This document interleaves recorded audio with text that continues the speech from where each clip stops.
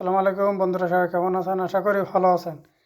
দেখেন, আমরা প্রবাসী ভাই, আমাদের এক প্রবাসী ভাই যে চট্টগ্রামে তার দুটো মোবাইল নিয়ে যায়নি, এর কারণে তাকে হয়রানি করা হচ্ছে। তা আমি প্রধান উপদেষ্টার কাছে আহ, কথাটা যেন পৌঁছায় যায়। আমার এই কথাগুলো যেন সবাই শোনে, যাতে যেন যে জায়গায় বিমানের থেকে যেখানে আপনার মাল নামায় সেইখানে যেন ক্যামেরা ফিট করে, যতদূর পর্যন্ত মাল আসে ততদূর পর্যন্ত যেন ক্যামেরা ফিট করা থাকে। তাহলে মনে করেন সব সোজা হয়ে যাইব। আর আমাদের যতগুলো উপদেষ্টা আছে সবার কাছে অনুরোধ করব যাতে যেন আমাদের এই প্রবাসীর জন্য হয়রানি না করে। কারণ দেখেন, আমরা কষ্ট করি প্রবাসীতে দুটো একটা জিনিস কিনে নিয়ে দেশে যাই, মা বা ভাই বোন আত্মীয় স্বজনের জন্য।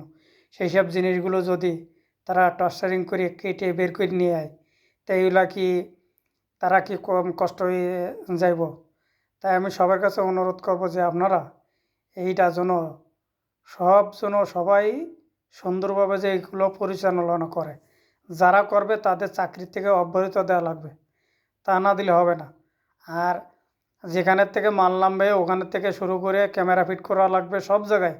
দেখবেন এরকম কাজ আর কেউ করতে পারবে না। প্রত্যেক দিন ক্যামেরা চেক করতে হবে, যাতে করে যেহেতু পরবর্তী আর কেউ যেন এরকম না করতে পারে। তাই সবার কাছে অনুরোধ করব, আমার এই ভিডিওগুলো সবাই দেখবেন, সবার কাছে দেখার সুযোগ করে দিবেন, যাতে আমাদের প্রবাসী ভাইদের জন্য এরকম হয়রানি না করে। ঠিক আছে?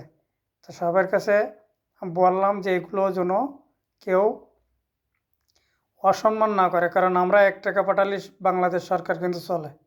আমার 1 টাকা না পাঠালে বাংলাদেশ সরকার কিন্তু একবারে অচল হয়ে যাবে। ঠিক আছে? দেখেন, যখন ওই 5ই আগস্ট যখন সবাই প্রবাসীরা আমরা টাকা পাঠাইনি বন্ধ করে দিয়েছিলাম, তখন বলো সবগুলো কান্নাকাটি শুরু হয়ে গেছিলো।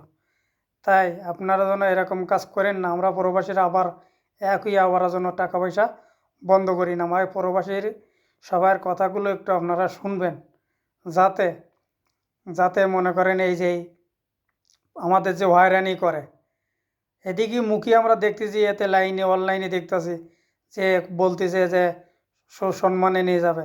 আর আমাকে সুসম্মান, আমরা এখনও পর্যন্ত এয়ারপোর্টে হয়রানি দেখতেছি এখনও বসে বসে।